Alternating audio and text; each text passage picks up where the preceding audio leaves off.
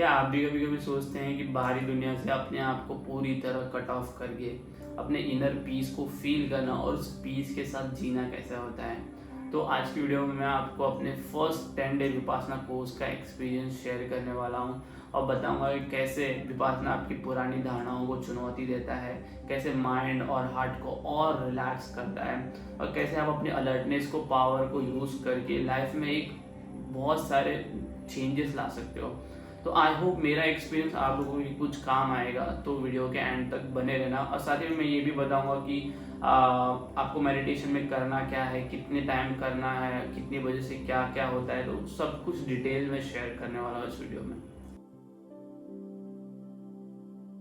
Video पूरा start करने के पहले मैं अपना थोड़ा छोटा सा इंट्रोडक्शन देना चाहता हूँ और बताना चाहता हूँ कि मैंने विपासना ज्वाइन क्यों किया।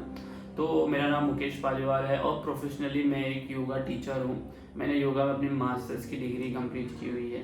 तो विपासना ज्वाइन करने के मेरे 3 रीज़न थे। फर्स्ट रीज़न था विपासना इसलिए ज्वाइन करना था, मुझे सीखना था कि विपासना मेडिटेशन में एक्चुअली में होता क्या है। और सेकेंड, मैंने विपासना के बारे में लोगों से बहुत कुछ सुना था, उसके एडवांटेज के बारे में, तो मेरे मन में भी एक कहीं ना कहीं एक्साइटमेंट थी कि मेरे को भी वो चीज़ फील करना है। और थर्ड, वो जो उसका चैलेंज है, लोगों ने बोला कि वो बहुत चैलेंजिंग है और मेरा एक्चुअली ऐसा है लाइफ में कि मुझे चैलेंज एक्सेप्ट करना बहुत अच्छा लगता है। तो वो उस मेडिटेशन को एज अ चैलेंज लेके मैंने विपासना ज्वाइन किया। Pre course expectations. तो कोर्स ज्वाइन करने पहले मेरे दिमाग में ये था कि ये तो इजी है, क्या है इसमें, 10 दिन हमें खाली मेडिटेशन ही करना है और शेड्यूल भी इतना अच्छा बना हुआ है। पर मेरे लिए एक ही टफ चीज़ थी, जो खाने का रूटीन है, क्योंकि डेली सिटी लाइफ में रहते रहते मेरा खाने का शेड्यूल है जो एक लास्ट टू लास्ट मेरा 10-10:30 चला जाता है। एक जो लास्ट मील होता है उनका वैसा था कि लास्ट मील आपको 5 बजे के पहले ही कंप्लीट कर लेना है, उसके बाद आपको कुछ खाने नहीं मिलेगा। और दूसरी बड़ी चीज़ थी कि मुझे 4 बजे उठना था। तो ये 2 चीज़ें थोड़ी बहुत चैलेंजिंग थी मेरे लिए। पर वहाँ जाने के बाद उठना तो ईजी था, पर जो जो 12 घंटे का वो मेडिटेशन करना था वो कहीं ना कहीं थोड़ा एक टफ पार्ट था मेरे लिए। Vipassana centre and nature view. तो जो विपासना सेंटर मैंने चूज़ किया था वो इगतपुरी चूज़ किया था, क्योंकि इगतपुरी विपासना के 180 सेंटर्स है वर्ल्ड वाइड, उसमें सबसे बड़ा सेंटर है। 400 एकड़ की ज़मीन में इगतपुरी का विपासना सेंटर फैला हुआ है, क्योंकि वहाँ पर 10 डेज़ के कोर्स हैं, 20 डेज़ के कोर्स हैं, 30 डेज़ के कोर्स हैं, 60 डे के कोर्स हैं। तो उधर बहुत सारे कोर्सेज हैं। तो और मेरा सिलेक्ट करने का रीज़न ये भी था कि नेचर व्यू, बहुत ही शानदार नेचर व्यू है इगतपुरी का। वहाँ के वाटरफॉल्स, माउंटेन्स, और जो शाम के समय आप देखोगे व्यू अलग ही हो जाता है। और जब मैं गया था तब बारिश का समय भी था, तो बहुत अच्छा व्यू था, वो देखने में भी बहुत अच्छा लगता था। और बारिश के समय भी शाम को फॉग रहता था पूरा, तो वो नेचर व्यू भी बहुत अलग था। तो आप एक हिसाब से बोल सकते हो कि आप पूरा नेचर के बीच में ही हो, और स्टेशन से भी ज़्यादा दूर नहीं है, स्टेशन से 5 मिनट का ही रास्ता है। अगर नेक्स्ट टाइम आप भी जाओ तो ध्यान देना, इगतपुरी स्टेशन पे उतरते ही 5 से 10 मिनट का ही रास्ता है, आप बाय वॉक भी जा सकते हो। और रूम्स, वहाँ की रूम्स भी इतनी अच्छी, इतनी क्लीन, और आप जैसे ही रूम के अंदर जाओगे आपको बेडशीट, पिलो और सब कुछ दिया जाएगा। आपके रूम के लिए अलग से दिया जाएगा। तो ये भी नहीं है, उधर हाइजीन का भी बहुत अच्छा ध्यान दिया हुआ है, क्लीनलीनेस का भी बहुत अच्छा ध्यान दिया हुआ है। और अगर आपको रूम सेपरेट चाहिए तो आप सेपरेट रूम्स के लिए उनको बोल सकते हो, तो आपको सेपरेट रूम भी दे देंगे, तो आपको एक सेपरेट रूम भी यूज़ करने मिल सकता है। बाकी नॉर्मली कभी कभी कैसा रहता है, 10 लोग का एक कॉटेज रहता है और उसमें पब्लिक टॉयलेट टाइप है, 3 टॉयलेट रहते हैं, तो आपको वैसा यूज़ करना पड़ता है। तो मुझे पता नहीं था, तो मैंने वो लिया हुआ था। तो अगर आपको चाहिए तो आप वहाँ पर जाओ तो अपना बता सकते हो, और अगर आपको लेने के बाद भी कोई प्रॉब्लम हो रही है तो आप उनको बताओगे तो वो चेंज कर देंगे। Course overview. विपासना में आपको डे बाय डे करना क्या है उसके बारे में मैं अभी बात करने वाला हूँ। तो मैं आपको पहले फर्स्ट डे का शेड्यूल बताता हूँ। फर्स्ट डे का शेड्यूल कैसा है आपका, जब आप नॉर्मली 0 डे बोलते हैं उसको, उस दिन तो आपका रजिस्ट्रेशन होगा।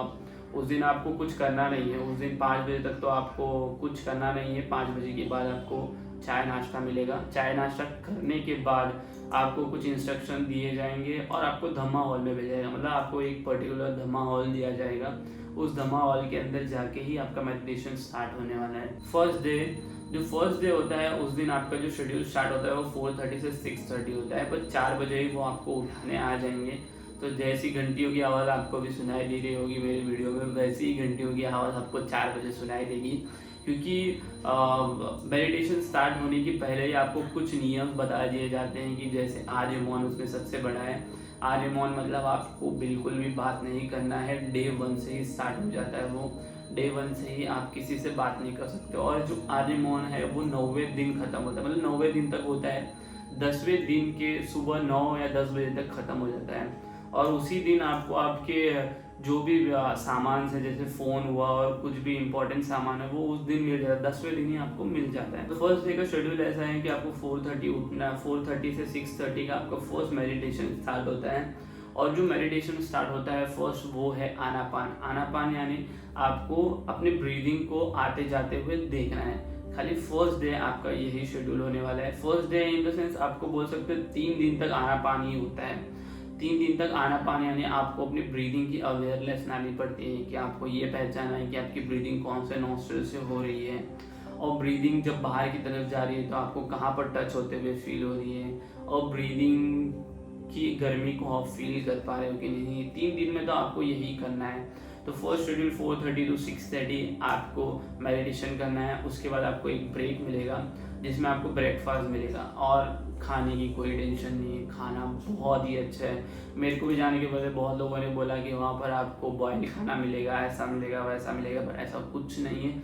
खाना बहुत ही अच्छा खाना मिलेगा आपको, कुछ बॉयल वॉयल ऐसा नहीं है, सब कुछ मिलेगा। मैं आपको फ़ोटो भी भेजूंगा तो आपको समझ में आएगा खाना कैसा होता है वहाँ का। तो आपका फर्स्ट ब्रेकफास्ट खत्म होने के बाद फिर से 8 o'clock से आपका सेशन चालू होगा 11 o'clock तक। तो 8 to 11 3 घंटे का आपका फिर ये सेकेंड सिटिंग होगा। सेकेंड सिटिंग के बाद 11 बजे आपको लंच के लिए ब्रेक मिलेगा। तो लंच में आपको ज़्यादा वैरायटी मिलती है खाने में, ताकि वो टाइम ऐसा है कि उसमें आप अच्छे से खा सको। आपको जो सुबह ब्रेकफास्ट और जो हाई टी मिलेगा उसमें आपको जो पोर्शन है और जो वैरायटी है खाने की वो कम रहती है, तो आपको लंच में अच्छी वैरायटी मिलेगी। तो फिर जो आपका थर्ड सेशन स्टार्ट होगा वो 1 बजे से स्टार्ट होगा और 5 बजे तक होगा, मतलब ये 4 घंटे का आपका सेशन होने वाला है। 4 घंटे का ये होने के बाद 5 बजे आपको हाई टी के लिए ब्रेक मिलेगा। हाई टी के लिए ब्रेक मिलेगा वो 5 बजे से होगा। फिर आपका 5 बजे खत्म हो, 5 बजे से 6 बजे तक होगा। उसके बाद 6 बजे खत्म होने के बाद फिर से आपको धमा हॉल में जाना है। फिर से 6 बजे से 9 बजे तक आपका एक सेशन होगा। उस सेशन के अंदर 1.5 घंटे का गोयंका सर का हमारा लेक्चर्स होगा, जो आपकी बहुत सारी पुरानी धारणाएं हैं धर्म को लेकर, मेडिटेशन को लेकर, हमारे नेचर को लेकर, वो सब कुछ क्लियर करेंगे। तो ये फर्स्ट डे का शेड्यूल है। उसके बाद तो 9 बजे के बाद आपको रिलीज कर दिया जाता है। हाँ, अगर आपको कोई क्वेश्चन है तो आप अपने आचार्य से 9 बजे के बाद क्वेश्चन कर सकते हो। और हाँ, दोपहर को 12 बजे भी आप अपने आचार्य से क्वेश्चन कर सकते हो अगर आपके दिमाग में कोई क्वेश्चन आता है तो।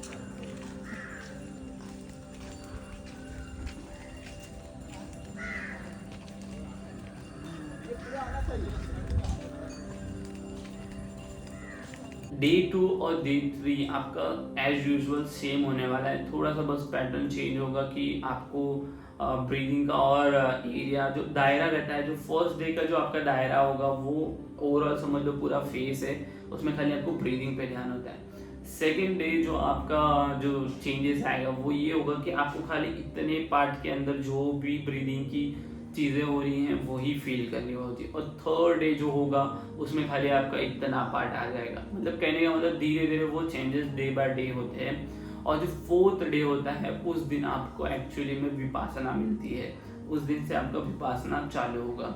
तो फोर्थ डे का शेड्यूल ऐसा रहता है कि 9 बजे तक तो जो नॉर्मली हम आनापान कर रहे हैं वो आनापान ही करना है, पर 9 बजे के बाद आपको विपासना देंगे गुरुजी, उसमें बताएंगे आपको करना क्या है। तो विपासना में एक्चुअली आपको जो आप यहाँ तक फील कर रहे थे सेंसेस, अब वो पूरी बॉडी में सेंसेस को फील करना स्टार्ट करना है। मतलब आपकी बॉडी में कहाँ कहाँ सेंसेस का एक फील, आपको गर्मी फील होना, आपको ठंडी फील होना, आपकी बॉडी में और क्या क्या हो रहा है। लाइक जैसे जो मेरा अपना पर्सनल एक्सपीरियंस बताना चाहता हूँ, जो मेरा फर्स्ट डे मेरे को एक्सपीरियंस हुआ था विपासना स्टार्ट करते समय, तो मेरे को बॉडी में हर जगह कहीं ना कहीं वाइब्रेशन फील्स हो रही थी। तो वाइब्रेशंस फील होना मेरे हाथों में फील हो रही थी, मुझे कहीं कहीं सिर में फील हो रही थी, कहीं हाँ पैरों में फील हो रही थी। तो ऐसे वाइब्रेशंस फील होने चालू हुए थे मुझे फर्स्ट डे मेरा। फिर धीरे धीरे छठे सातवें दिन तो जो फील था वो और बढ़ता गया और बढ़ता गया।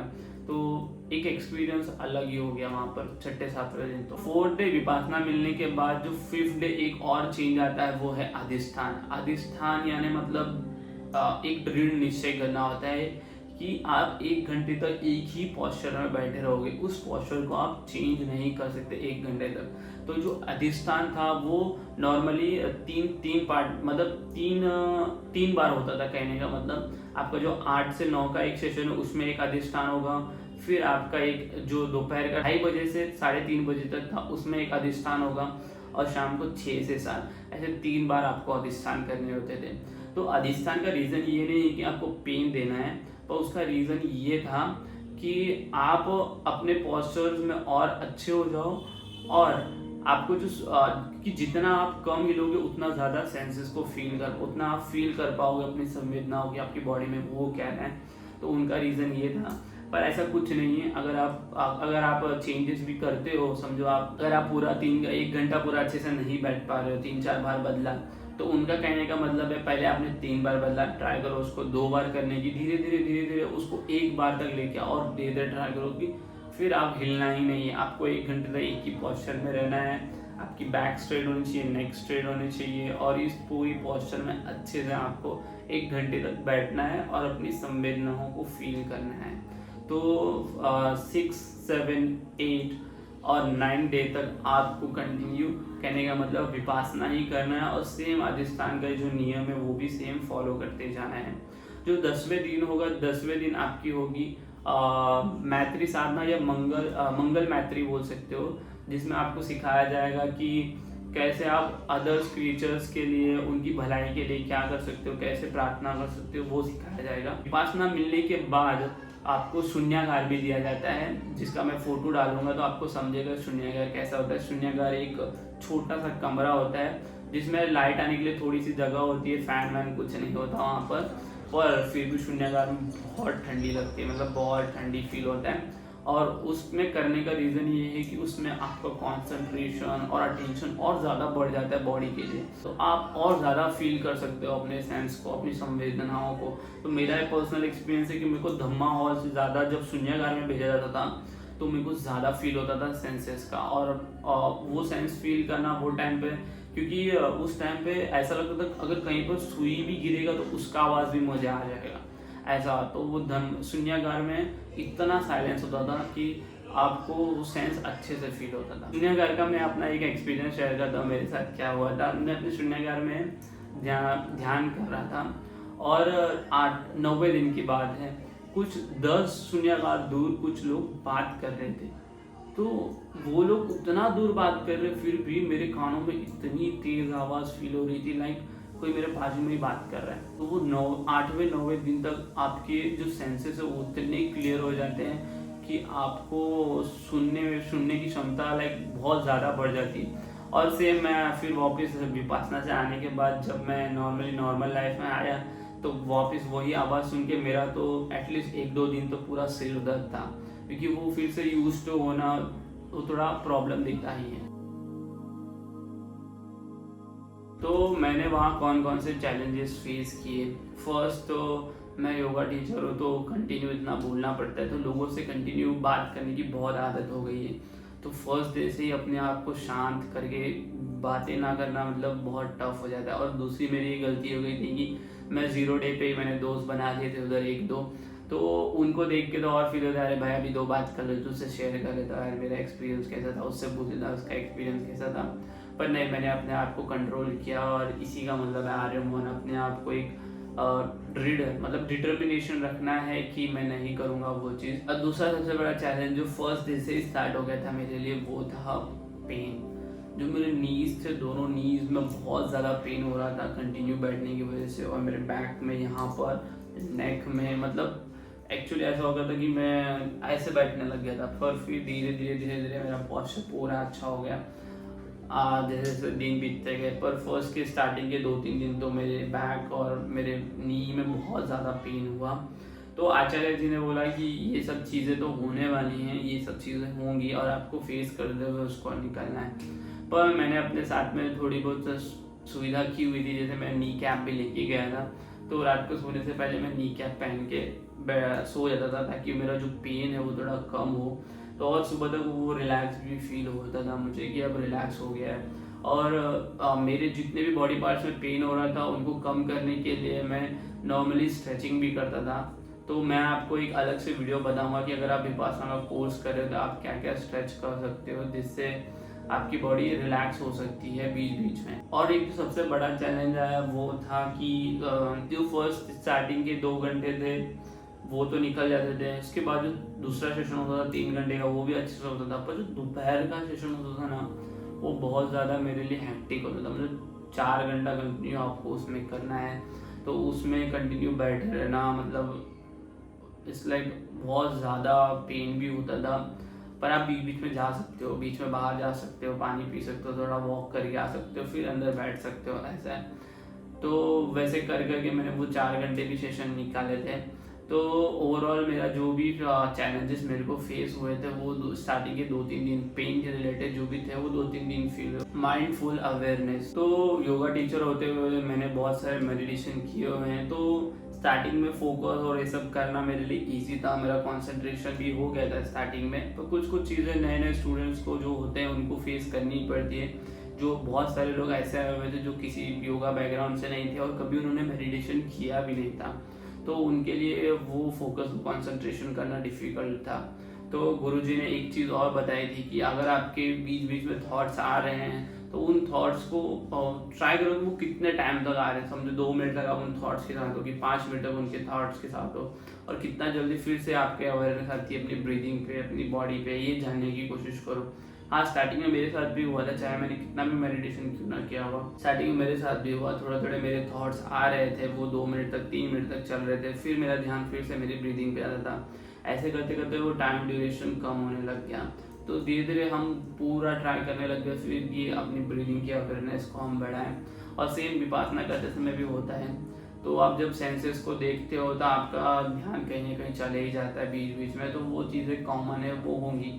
पर उसका सोल्यूशन यही है कि आप अपने आप को ट्राई करो कि बार बार फिर से अवेयरनेस लेके आओ, फिर से अपना ध्यान बॉडी पर लाने की कोशिश करो, और ट्राई करो अपने आप को प्रेजेंट में रखने की। क्योंकि जब भी आप विपासना करने बैठोगे या कोई भी मेडिटेशन करने बैठोगे तो आपके दिमाग में क्या थॉट्स चलेंगी, या तो आपके पास की चलेंगी या फ्यूचर की चलेंगी। तो ट्राई करो कि try to be in present, आप प्रेजेंट में रहो। जितना आप प्रेजेंट के बारे में सोचोगे कि प्रेजेंट में मैं कर क्या रहा हूँ, तो आपकी अवेयरनेस उधर धीरे धीरे बढ़ जाएगी। अब डेली लाइफ में विपासना को कैसे यूज़ कर रहा हूँ, तो जैसे ये 9 दिन के कोर्स में गुरु जी ये भी बता दें कि ये साधना यहाँ तक ही लिमिटेड नहीं है, आपको इसको घर पे भी करना है और दिन में 2 बार करना है, 1-1 घंटे के 2 सेशंस करने हैं। तो मैं भी ट्राई करता हूँ कि दिन में 2 बार करने की कोशिश करूँ, 2 घंटे निकाल कर कैसे। और दूसरी चीज़ ये है कि जब भी मैं कहाँ समझो कहीं पर रिक्शा में बैठा हूँ या कुछ काम कर रहा तो तुरंत फ़ोन लेके फ़ोन यूज़ करने लगता था, इंस्टा चेक करता था। पर अभी वो नहीं करता। अभी जैसे वो गुरुजी ने बताया कि अगर आप बैठे हो कहीं पर कुछ काम नहीं है तो अपनी संवेदनाओं को, अपने ध्यान को अपने ब्रीदिंग पे लेके जाओ। तो अब मैं फ़ोन नहीं यूज़ करके मैं भी ट्राई करता हूँ कि मैं अपना ध्यान ब्रीदिंग पे लेके जाऊँ, अपने आप को वहाँ कॉन्सेंट्रेट करूँ। तो और वो होता भी है, इससे धीरे धीरे आपका फोकस और कंसंट्रेशन ऑटोमेटिक बढ़ जाएगा। पर आज के डिजिटल लाइफ में होने के बाद, डिजिटल लाइफ में आने के बाद, इंस्टा आने के बाद लोग इतने सोशलाइज हो गए कि अब मेरी भी एक आदत बन गई थी। जैसे मैं फ़ोन रखूँ हर 2 मिनट में फिर से लूँ, फिर से चेक करूँ कौन सा नोटिफिकेशन आया, फिर से लूँ, फिर से चेक करूँ कौन सा नोटिफिकेशन आया। तो ये चीज़ें भी मेरी ख़राब हो गई थी, एक हैबिट ख़राब हो गई थी। तो उस हैबिट को भी टर्न अराउंड करना है और मैंने ऑलमोस्ट उस हैबिट को चेंज भी कर दिया है विपासना करने के बाद। तो मैं जब भी करता हूँ तो जब भी मेरे दिमाग में आता फ़ोन करने का तो मैं सोचता हूँ नहीं अभी नहीं, मैं अपना ध्यान कर लेता हूँ या मैं अपने ब्रीदिंग पे ध्यान दे देता हूँ। 2 मिनट का टाइम है या 10 मिनट का टाइम है, जितना भी टाइम। विपासना करने के बाद सबसे बड़ा जो बेनिफिट हुआ, मैं बहुत ज़्यादा व्याकुल होता था। व्याकुल इन द सेंस एक्साइटमेंट, हर चीज़ में एक्साइटमेंट रहती थी। मतलब मुझे कोई थॉट्स आया तो उस चीज़ के लिए बहुत एक्साइटेड हो गया, मेरे को ये करना है, ये करना है, ये। तो वो चीज़ें थी, तो वो चीज़ें मेरी कम हो गई, मैं रिलैक्स हो गया। और दूसरा ये हुआ कि मैं किसी और की बातों को सोच सोच के भी बहुत ज़्यादा गुस्सा करता था, कभी उसने मुझे ऐसा क्यों बोल दिया, तो वो भी नहीं आता दिमाग में कि वो इतना करने के बाद वो समझ में आ जाता है कि वो आ रहा है तो क्यों आ रहा है। तो वो 9 दिन में आपको यही समझाएंगे वो चीज़ें आ रही हैं आपके अंदर तो क्यों आ रही हैं, तो वो चीज़ें भी बहुत हद तक कम हुई। तो जब भी मैं किसी के प्रति अगर कुछ गुस्सा करने जाऊँ, कुछ करने जाऊँ, तो गुरुजी की वो बात आ जाती है, बात याद आती है कि ये हो रहा है तो क्यों हो रहा है, तो फिर से वो रिलैक्स हो जाता है। तो मतलब जो पहले लेवल पे मेरे को गुस्सा आता था वो नहीं आता, अभी वो कम हो गया है। और बहुत सारी चीज़ें भी हुई हैं जो कम हो गई मेरे। तो और बॉडी में सबसे बड़ी चीज़ मुझे एक पीस फील होता है, मतलब तो मैं जब सोता भी हूँ तो लगता है कि हाँ मैं अच्छे से सोया हूँ, 2 घंटा 3 घंटा भी सोया तो लगता है बहुत अच्छी नींद निकाली मैंने, बहुत अच्छे से सो गया हूँ मैं। और जो सबसे बड़ा एडवांटेज हुआ है कि जो मेरा मोबाइल का आदत था वो थोड़ा कम हो गया है, तो मैं मेरा मोबाइल का यूज़ भी कम हो गया और अपने आप को अब मैं ज़्यादा तो पढ़ने में टाइम देता हूँ या कुछ और क्रिएटिव काम करने में अपना टाइम देता हूँ। Conclusion, in short, Vipassana course आपके लिए एक लाइफ चेंजिंग एक्सपीरियंस है, और अगर आपने एक बार ये एक्सपीरियंस कर लिया तो फिर ख़त्म, मतलब आप चाहो कि वो एक्सपीरियंस बार बार मिले आपको। तो मेरा भी ऐसा है, मेरा भी प्लान है कि इन फ्यूचर में फिर से विपासना करने की कोशिश करूँगा, फिर से जाऊँगा तो ज़रूर मैं करने की कोशिश करूँगा। कंक्लूजन ये भी है कि जो बिगिनर्स लोगों के लिए कंक्लूजन ये है कि हाँ आप कर सकते हो, ये 10 डेज़ का कोर्स कुछ इतना डिफ़िकल्ट नहीं है, आप कर सकते हो। हाँ स्टार्टिंग के 1-2 दिन हमेशा डिफ़िकल्ट होते ही हैं, किसी कोई भी काम करो आप, अगर जिम भी जा रहे हो, योगा भी कर रहे हो, 1-2 दिन तो डिफ़िकल्ट होने ही वाले हैं। उसी तरह इसमें भी आपको 1-2 दिन डिफ़िकल्टी होगी, पर उसके बाद स्मूथनेस आ जाएगी और आप निकाल लोगे 10 दिन। मैं आपको एक वीडियो भी शेयर करूँगा, तो उसमें दिखाऊंगा कैसे 2 उड़ीसा से बंदे आए हुए थे जिन्होंने कभी मेडिटेशन किया भी नहीं था और उन्होंने भी मेडिटेशन किया। तो उसका लिंक मैं डिस्क्रिप्शन बॉक्स में दे दूंगा कि वो मैं यूट्यूब शॉर्ट्स में डालने वाला हूँ, तो उसका लिंक भी मैं डिस्क्रिप्शन में दे दूंगा। विपासना से रिलेटेड कोई भी क्वेश्चन हो तो मेरे कमेंट बॉक्स में डाल सकते हो, मैं ज़रूर उसका आंसर करने की कोशिश करूँगा या उस पर वीडियो बना के आपको उसका आंसर दे दूँगा। तो आई होप ये पूरा ओवरऑल वीडियो आपको अच्छा लगे। तो जो गुरु जी का एक हमेशा मैसेज होता है लास्ट में, सबका मंगल हो, सबका भला हो, सबका कल्याण।